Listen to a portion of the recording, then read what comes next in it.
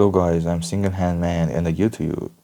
This is a VR programmer. I wanna help you in electronic, and I wanted to help you to program any microcontrollers ICs.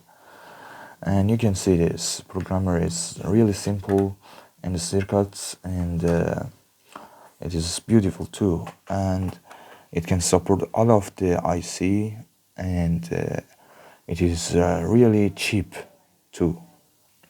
It works in this way that you first go to the setting to install the drive, and then go into the options and click the first check, and then you can see there are lots of options, and please choose USB ASP, I mean USB ASP, then click this.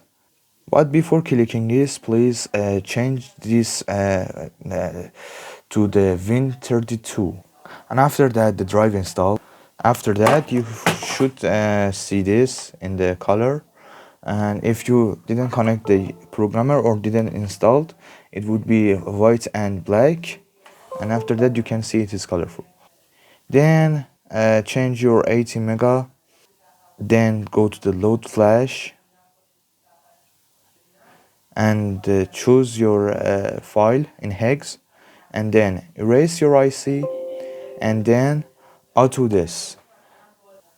The IC would be if the 14 pins you should put it in this way on the ZIF socket.